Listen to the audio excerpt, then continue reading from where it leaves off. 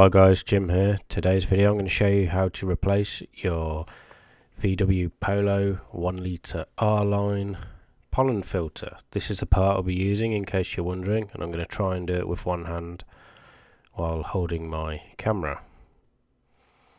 So this is the new pollen filter. See, it's nice and white. There's the number just in case you need it.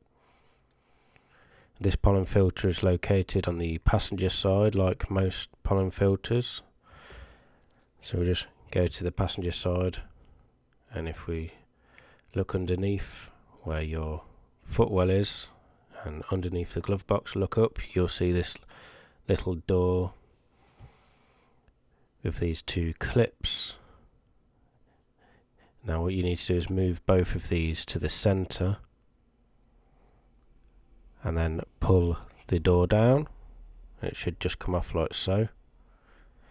I said this one's a super easy one. There's your pollen filter, just pull it out and take a note of which way the arrow's pointing for the airflow.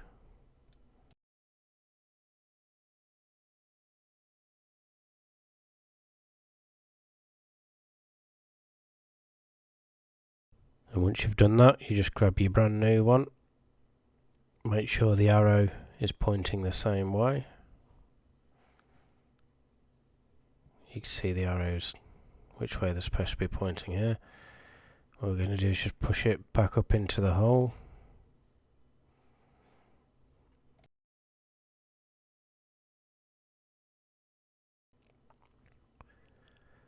Then grab your door, and we're going to put the door back on, slide it into place, and these two plastic little clips just slide over. Make sure the door's secure, and that's it. It's as easy as that. Thanks for watching guys, and see you in the next one. Please remember to hit that like if it helped. Until next time, peace.